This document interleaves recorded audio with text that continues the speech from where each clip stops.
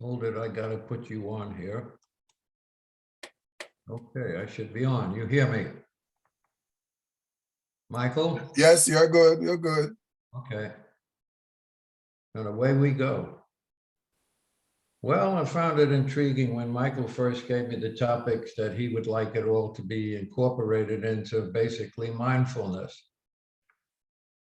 So with the understanding that mindfulness covers every aspect of life, including things we do like, things we don't like, and things we don't even know about, I decided tonight to go and pick this thing called psychic phenomena, because now the first thing I want you to understand is not a challenge to anybody's religion or belief system. This is a discussion on this topic because there are a lot of terms going around out there that many people don't know, and I figure if nothing else, you should know what they're talking about. So the first thing you have to understand, and this has nothing to do now with psychic phenomena, but it has everything to do with you and me, is that everything that exists in our minds and outside our minds is either, oh God, here we go with the names again, objective or subjective minds. Excuse me, I dropped a piece of something on the floor.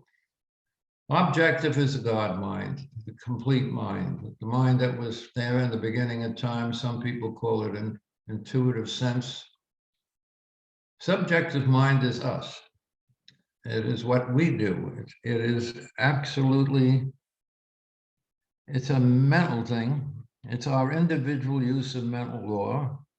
It's the avenue through which instinctive man works, carrying on every function of the body. And it is the silent builder of the body. It is very individual to each and every person within him, plus all of his conscious and subconscious experiences, they all fit into this thing we call subjective mind. The other part is objective and subjective mind are not separate. In truth, we did that because people who started studying this and came up with all these terms, then they said, well, it doesn't always work this way, so we'll call this objective. But when it works this way, we'll call it subjective. But ultimately, subjective mind, as we understand it, is us and our memory. It's the seat of memory and our instinctive emotions. Being the seat of memory, it contains a remembrance of everything that has ever happened to the outer person. This memory is perfect and retains every experience ever occurring in the individual life. Subjective mind also contains many of the family and race characteristics which have been experienced by all of us. It retains these memories, partly at least, as mental pictures or impressions. By the way, 90% of all memory is actually pictures. Kind of strange, but we think when we say a word, what happens? If I say dog, dog, woof, dog, what do you see? So every word that we speak has a picture with it, and that's how we truly remember everything, by pictures. So the subjective mind is deductive, only in its reasoning powers. It's compelled by its nature to retain every mental impression that has ever been received throughout the centuries. It's certain that between friends, at all times, there is a silent communication, a sort of unconscious mental conversation always going on subjectively. So when this rises to the surface of conscious intelligence, we call this mental telepathy. And I can give you some great examples of that. My wife, Phyllis, back many years ago, just before I joined her, which was October 10th, 1980, she was living on one floor of a 3-story apartment. And a young lady with a brand new baby was on the bottom. And she and Denise, through a number of life circumstances, became absolutely friends. Yes. Time out for 1 second, please. You could go. I'm Go just ahead. getting the calendar. No, I didn't. It's all right.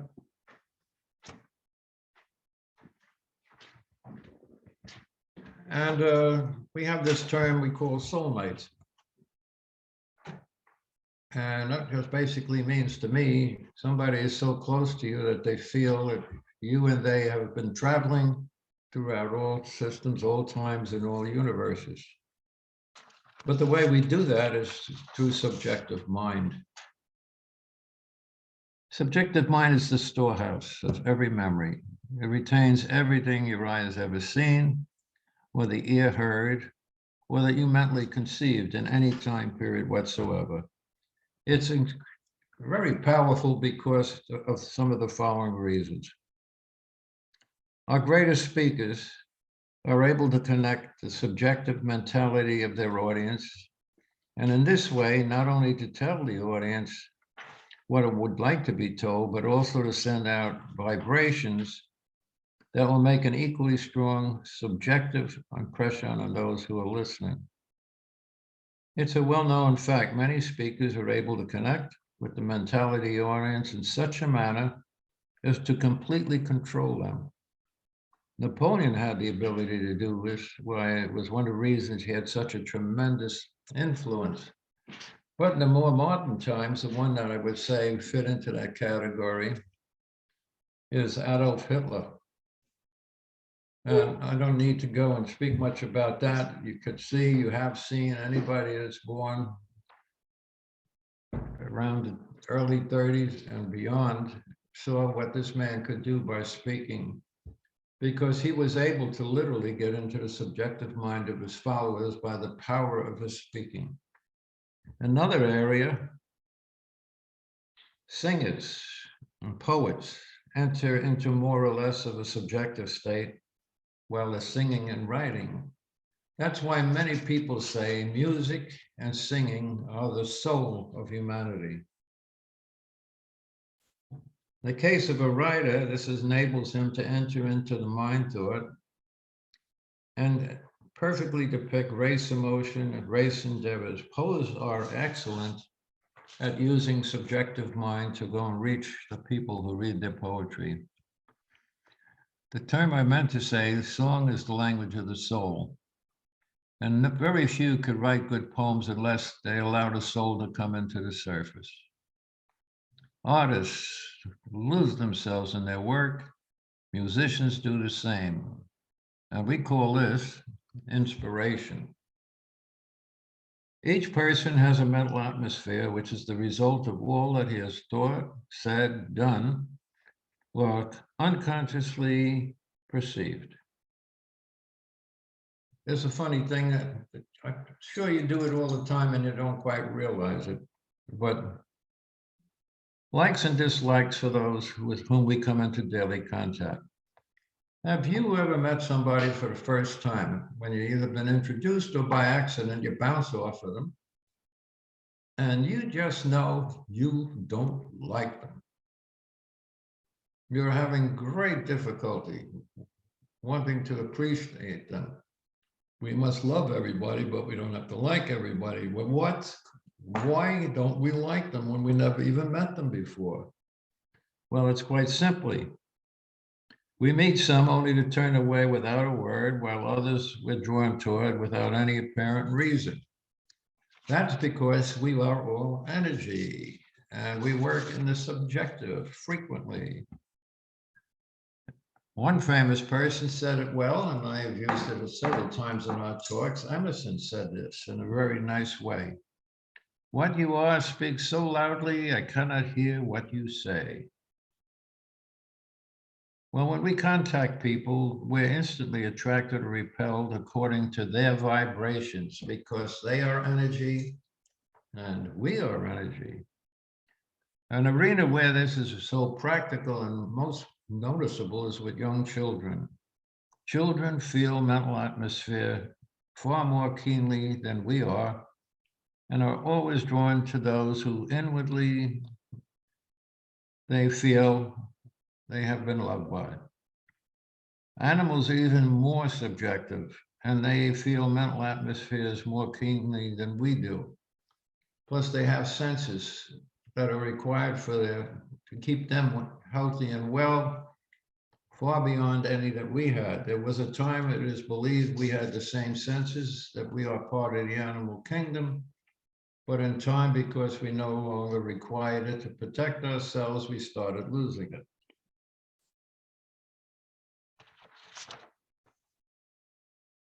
Okay, now we start using some of the terms that come along with this topic. You will hear the term and have heard the term mental telepathy, I'm sure, in many instances, which is thought transference. Mental telepathy wouldn't be possible and there was somebody through which it could operate. People who use mental telepathy or claim to are in universal mind. For telepathy is the act of reading subjective thought or receiving conscious thought without any word ever being spoken. This is true of mental telepathy, which is a transmission of thought, but the receiver must be in tune with the sender. Perfect example, radio stations.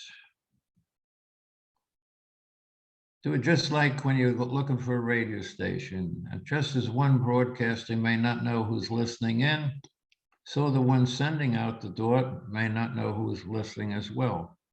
Happily, few people can listen in mentally, and those few only with more or less certain areas of success. But they do it by tuning into thought. People have the ability to tune in on thought and to read it, much as you would read a book. And we didn't know what to call those people, so we called them psychics. That's the general term for anybody who claims to use psychic phenomena. We'll give you a couple of terms now that you will hear, and you would probably, unless you were like myself, curious, you wouldn't know what they are. First of all, the conditions necessary, the best results in this particular field are the same as they are in our own life. Faith and expectancy and a belief that it is possible. The subjective response to faith, but seems highly clouded and interfered with by doubt. Does that sound familiar? If you're doing affirmations, you can do them over and over and over again, but unless you truthfully, deeply feel that they are entering into subjective and objective mind, there'll be no result. So that's no big secret. Psychics also claim they can read individual history. They do personal readings. There are people who read and study people's thoughts, but they do it by reading books and all that. The question came down one time, why do saints always claim to have seen Jesus? Well, that's through studying his words and his works. And so they completely entered his thought, but they have seen a picture of him. For pictures of everything and everybody are hung on the walls of time.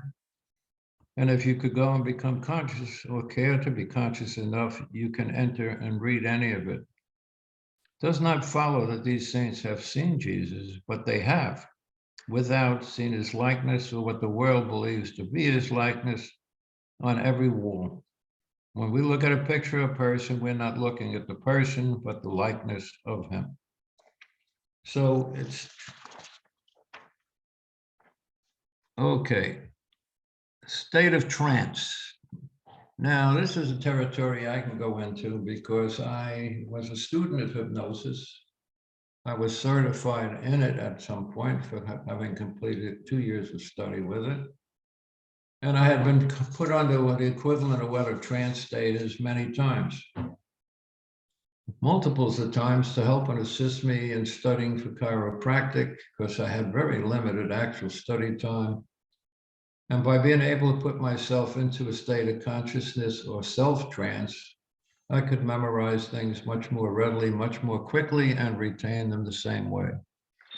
I had pictures at one time of myself being suspended between 2 chairs with 2 people of over 150 pounds sitting on my abdominal area and not caving in, remaining solid as steel. This is the things you can do in trance because trance goes beyond our normal mental state and goes into the subjective. Trance state is any state of mentality that allows yourself to become submerged. Can vary in degrees, allowing the mind to become receptive. And there's nothing to be afraid of or be concerned with, because that's the objective consciousness. There are many people who can, while in perfectly objective state, read thought and perform other wonderful feats. This is very normal. No harm can come from it. But then there's the other end of the psychic phenomena. There are those who, I don't know exactly how to put it, but I'll say abnormal psychic powers. Clairvoyance is the title. Clairvoyance is a state of mentality where the medium is able to see things the objective eye cannot see, but it can be seen while you are in the subjective state of mind. Some of these things are apparitions, ghosts, telekinetic energy, prophecy, crystal gazing. Now, I don't know what part of this or any part of this you've ever been involved in, but I can tell you, I have been using kinetic energy for years as part of my chiropractic equivalent to go and help my patients. I have no doubt the spirit of prophecy exists, because if you're into the Bible, it's all over the place. They call them prophets. Now, you wouldn't call them psychics, because that would probably mean that you're insulting them. But prophecy is part of this topic. And we know that it exists, and we know that many of them can prophesize and make it, and it can be seen in the future. So apparitions, that's very easy too. But most of the time, you just have to go into second stage of mentality and just close your eyes and then focus on, and you will see what it is you choose to see on the subjective mirror of your mind. Then there's something they call clairaudience, C-L-A-I-R, audience. They call it the ear of the soul. Sometimes these warnings come as visions and sometimes in dreams. This is something that has to be watched very carefully, because sometimes they're so real that you act on them. But a good way to test it, just be sure that you are aware, or at least you know where it is coming from. All right, let's get into this thing called dreams, because you wish to know more about it. So I'll tell you about it. Well, I'm going to skip that for about 2 more minutes. I know, well, this is a statement that's been made, but I don't know by whom, but I use it regularly because I believe it. If something has been done by any person on this planet, then anybody can do it. So in truth, there's no such thing as miracles. If anybody did it, you could do it if you were in the same frame of mind or in the same level of thinking as the individual who first discovered it. Because where did that information come from? It came from objective mind, the mind that knows all things going back to all time and all future time, because at that level there is no time. So that's why I can readily say, in truth, there is no such thing as miracles. They're just when we can't understand something or we can't accomplish it, and someone has allegedly been capable of doing it, it's no longer anything miraculous about it. It's just that we're not in the same frame or the same time zone or the same mental state as they are. So don't be too excited about saying it's a miracle. It's not. It's human living by an individual who has, through one means or another, frequently, by the way, in a dream state, come up with a brand new idea that has altered and changed all the humanity. Now, I became interested in dreams because I studied a lot of the literature about Edgar Cayce, and they called him the sleeping prophet. He earned that title because he was. He could put himself in self-trance. People would enter into the room, and while in a trance state, they would ask him questions, or they would present to him the disease they had been diagnosed with, and ask, what can I do to assist myself in getting rid of this disease or putting it under control? And while in a trance state, he was capable of coming up with all types of natural healing that invariably assisted and helped that person from setting aside the disease. That was nutritionally, that was mentally, that was physically. Any one of you want to know more about that, then you just get a hold of the Cayce group in West Virginia. Just put it in the computer, Edgar Cayce, and they'll come up with what it's about and how you can reach them, and they will be more than pleased to send you any of the literature they have on many different areas and fields where he was successful in. I had about 40 of those. And during the time I was with the church, people became interested, so I gave them away. But I read every one of them and recognized them to be the reality and the truth. He also was very capable of prophesizing, and he has, and some of it is still written, yet to go and be realized. But by the way, climate change is one of them. So you can go and believe it pretty much, but I asked them then, could you have somebody come up to New York rather than all of us go down there? Can you send a team up to teach us how to use dreams? I believe I shared this with you earlier. That's why you're still asking questions. They did come up to New York, and they had a book. Oh, good God, here goes. Help me with the name, Lord. Awakening the Dreamer. And I brought that along with them because it was like the basic textbook. And it indicated in there what we had to do, and I did do it. The first lesson was to go that night, have a small searchlight, a little torch that doesn't make a whole lot of light, pencil, pen, and paper at the side of your bed.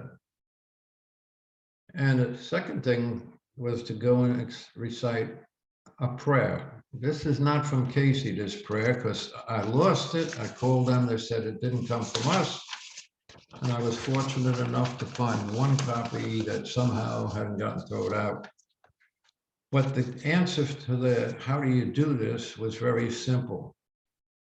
You believe it, you tell it, you know what it is, you want to remember it and ask to please allow you to remember it. You will hear that in the prayer.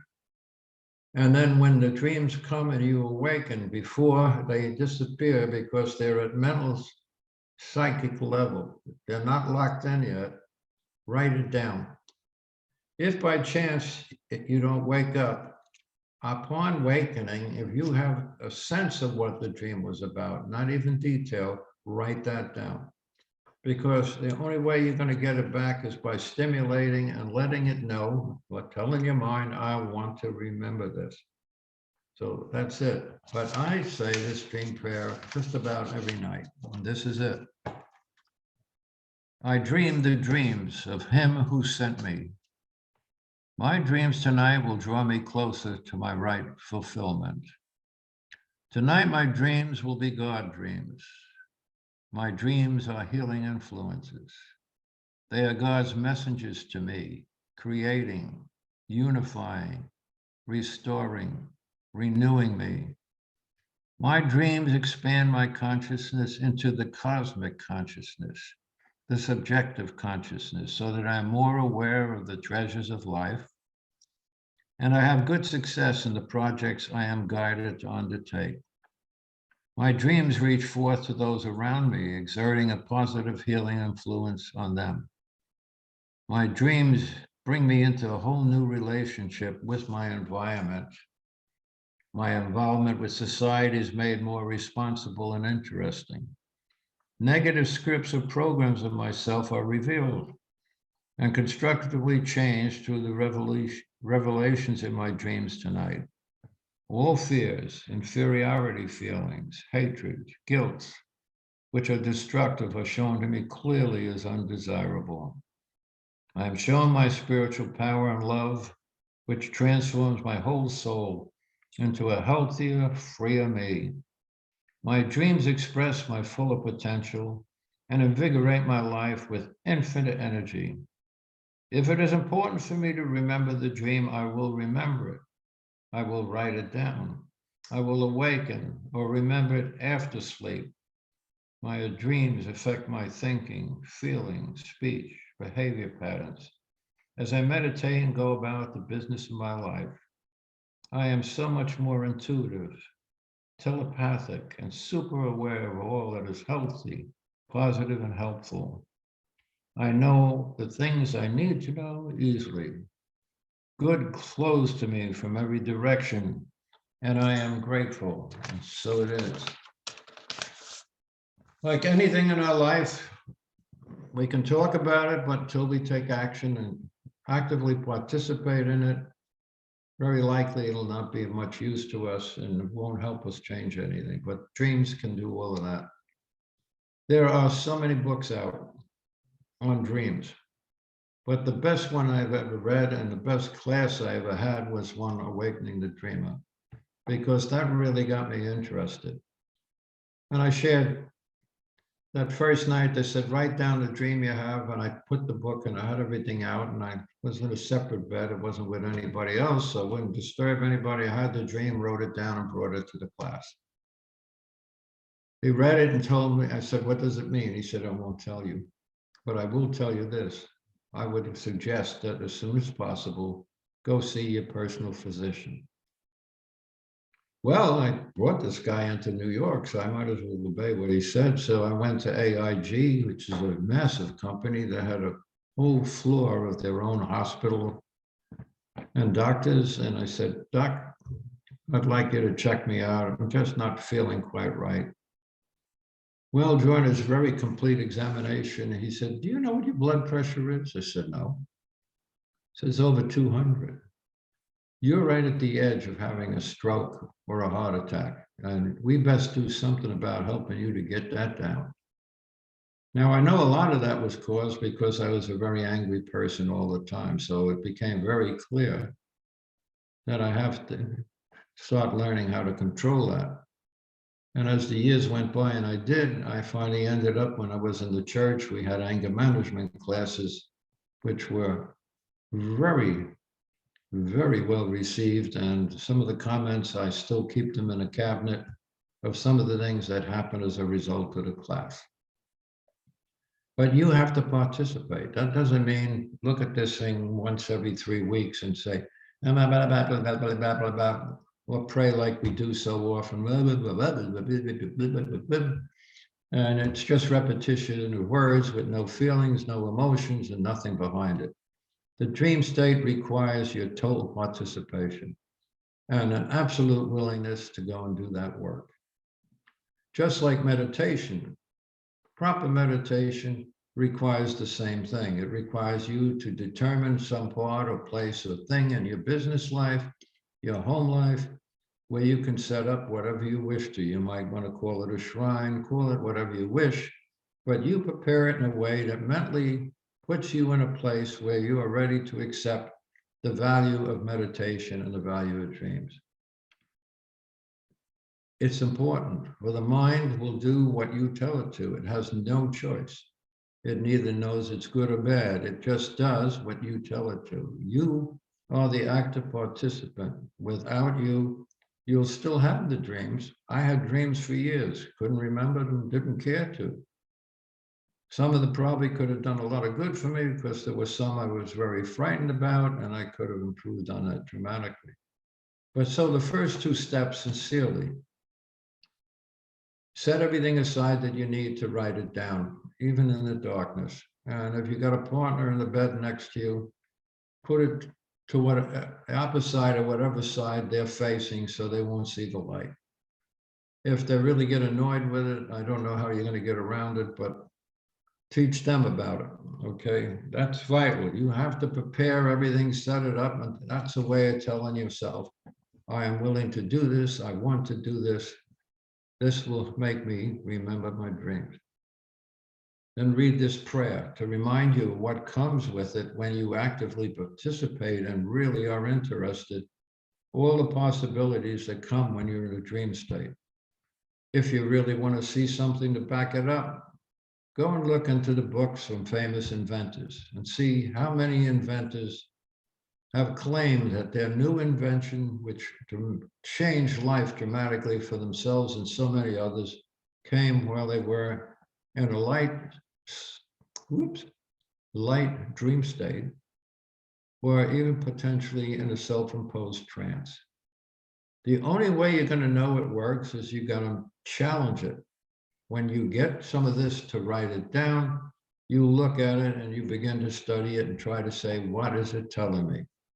That's why that course from Ed Casey is so good, because the last 2 chapters really go into how to help you interpret the dreams that you have. But everybody has a different feeling and a different interpretation of the dream. So while there is some of the stuff in the back of the book that it might mean, it's what it means to you, which will ultimately assist and provide this information that you just read in the dream pair. You will become so much more intuitive. You will be guided many times to save your own life. The other time for me was I had a dream that there was a car out. My car was out in the street. I really loved that car. And somebody stole the engine out of it and ran away. That was, by the way, the dream that he did interpret that night. He told me the following week after I got the doctor's information. The engine of the car, you say you and the car are like little soulmates. Somebody was taking the engine out, which is everything that makes it work. And that meant somewhere you had a problem within your systems, your body systems, that was very dangerous to you. And I didn't want to tell you. I didn't want you having a stroke or anything else in my class. So I told you, go see a physician. That was it. By the way, earlier I was talking about Phyllis's best friend, which they call each other soulmates. They are friends, more like sisters to each other. They can do this business, this telepathic stuff, and so can you. And I'll give you a little example. Have you ever been walking near the phone and you say, you know, I should call Aunt Mary, the phone rings, and who's on the telephone on the other end? Aunt Mary. So what do you say to Aunt Mary? You know, Aunt Mary, I was just going to call you. Isn't it an amazing coincidence that you're calling me? No, it's not a coincidence. We are capable of transmitting thought. I'll give it to you in the body. They did testing between San Francisco and New York. They took tissue cells and stimulated it electronically.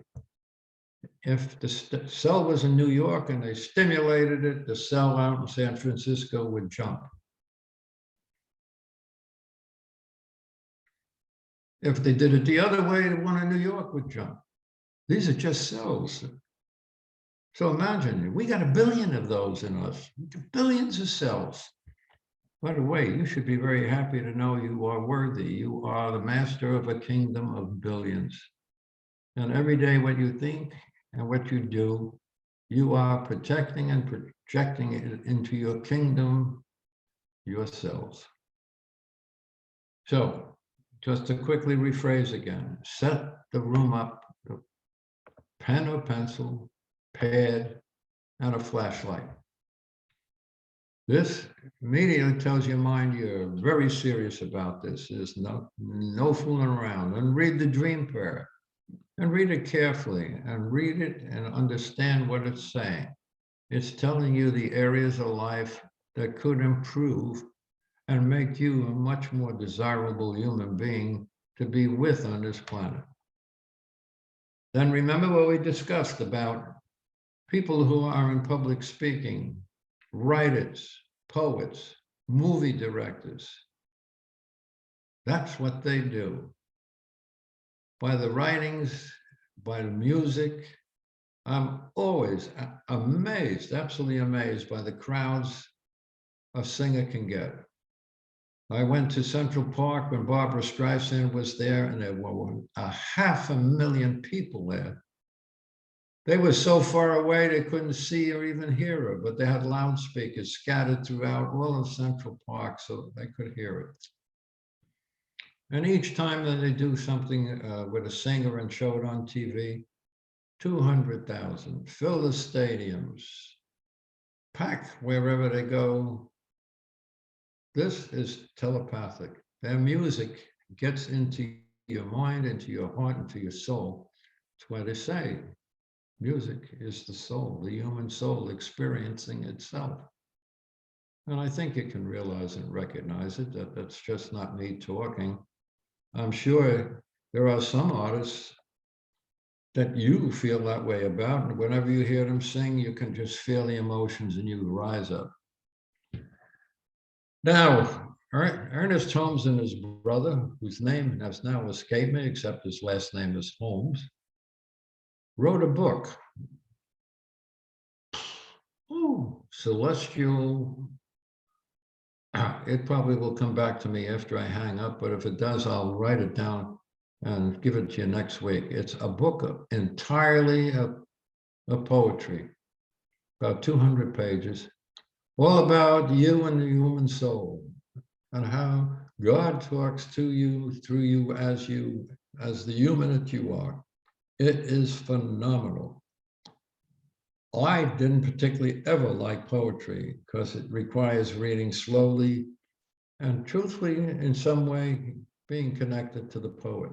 After you read a poet for a while, you get to know how he speaks, what he's talking about, and it makes more sense. But this one, oh, good Lord, I remember the first part, celestial. Bing! Sorry, I'll get back to you on it. But I trust tonight you got some clarity on some terms. Oh, I know one thing I did forget.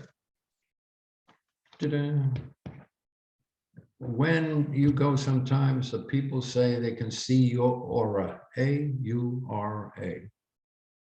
What's an aura?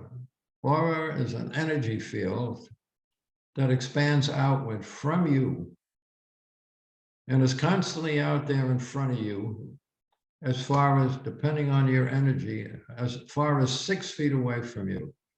That's why when you meet these new people, you haven't even talked to them yet, but there is something you just don't like. It's your energy talking to their energy, and they don't seem to get along with each other. This can be altered and changed by getting to know the person over a period of time, but why does that happen? It is because there is a thing called the aura, and they have photographed it. They can demonstrate it and show it truly exists, that it's a mind field of energy being sent out at all times to protect you. Going way back 1,000,000 years ago, that's how we kept ourselves alive. We could go and sense and feel the animal that would like to have us for breakfast. It was called flight or fright syndrome.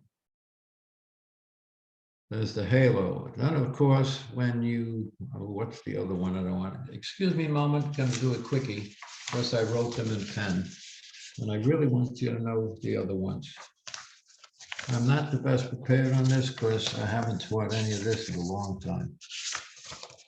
Okay, what was the other one? Where are you? Oh, I got them both. Aura and halo. Okay.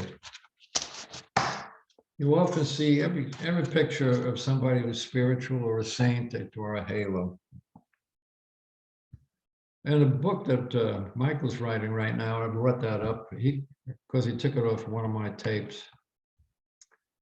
And I said they exist because they're mental energy fields, and the people who wanted to go and project the value of the saint or the individual as to their saintliness came up with the idea, let's make it a halo.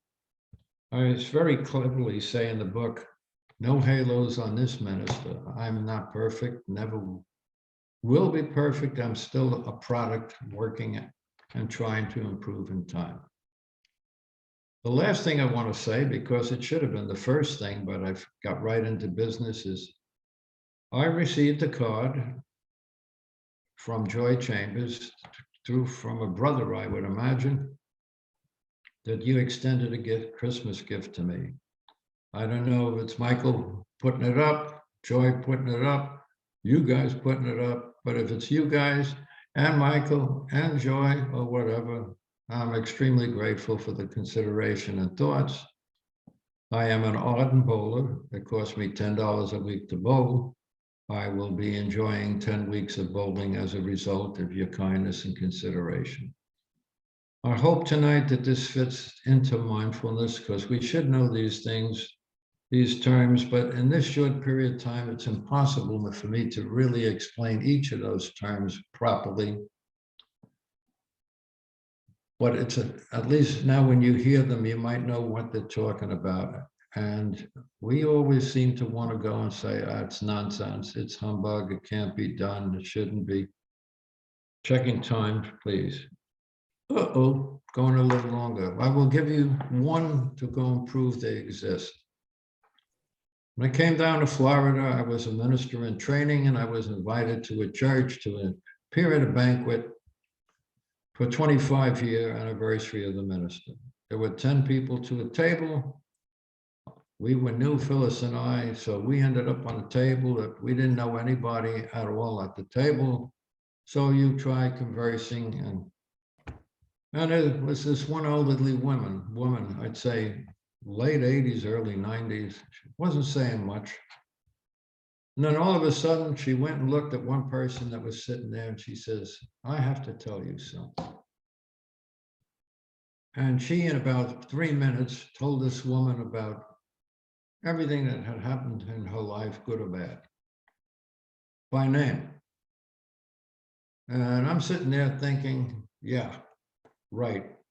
Because I had sincere doubts about any of this. But during the night, she went around table, all the way around the table, and did the same thing to many others. I found out subsequently, she went to a mall twice a week, sat on the chairs, and people would come in and she would, I have something to tell you. My spirit aides are talking to me and said, I should tell you this. And she would tell them things she couldn't possibly know. She never met them before. So she never came to me, and I was ready to go, and I said to Phyllis, she won't come here because she's good, but she feels my energy. She knows I don't believe her. Well, guess what? She saved me for last. As I got up, she said, I have something to tell you. And this is not something a new minister in training wants around. You are in terrible debt. And I was, by the way. And she said, I know you're a doctor. I'm not sure, but it's showing me that it's hands-on. So I said, I was a chiropractor. She says, there's also another person in this conversation. She is absolutely not happy with you talking to me, that you went into chiropractic, and that you even thinking there's any reality to what's happening right at this table right now. Her name was Agnes. Agnes. Agnes was the person that took care of us while my parents were working for 18 years. She was an ex-Ursuline nun, became ill, and they told her she had to leave the order, and we were blessed by having her. She would no longer, wouldn't even consider tolerating anything beyond extreme Catholicism as being a reality, anything in life. And I could certainly believe she was standing over here somewhere in that form, not one bit happy about everything that was going on, as well as my now going into a ministry and a religion or a tradition other than the Catholic faith. I got to know Rose very, very well. But I always still had a little bit of doubt about all the people she used to say would call her up and ask advice. And one day she wasn't up to it too much. She said, answer the phone. I picked up the phone. I said, yes, sir, this is Rose's residence. Can I help you? I need to talk to her, and I need to talk to her fast. I said, can I tell her who's calling? Yes, this is Lee Iacocca. Now, I don't know if you know who he was, but at that time he was the CEO of one of the largest automobile companies in the world. He had just divorced his wife, was starting with another individual and wanted to know, was it good or bad? So Rose said, please leave for a few minutes. And 5 minutes later, she hung up on him. She said, okay, you can come back in now. That was personal. After that, I believed everything Rose ever told me because she was amazing. Actually, I found out she was world renowned. So people, you may not want to believe any of what we talked about tonight. I have no doubt you may not want to practice it, for it might even go against your religious beliefs. But I presented it as part of mindfulness. We should know everything about everything while we're on this beautiful planet, because we never know when it will come to use or when somebody will be speaking about it, and you would be very capable of intelligently understanding what they're saying, and then have the privilege at the end of the conversation, I have the right to joyfully disagree with you, but thank you for sharing. God bless. Good night. I love you very much. Thank you for thinking about me. Thank you for Michael for putting up with me. Thank you to Michael for the book he's written, which he sent to me. And I made a number of changes because I was well known as the irreverent reverend in my time. That was okay when I was speaking, but I didn't think it looked too good in a book. So I crossed a couple of those sections out. I'm a Bronx boy. Long before I became a minister, we spoke a whole different language back in the 40s. Words that today are considered very poor were regular, everyday language form for us. They appeared a couple places in the manuscript. I crossed them out. I didn't think they improved anything. But when I was speaking, it did what I wanted. I wanted to wake people up and get them annoyed and excited. So once in a while, we'd slip one in there just to see if they were still awake. But in the book, I didn't think it was needed. So Michael, I crossed them all out. Bless your heart, Michael.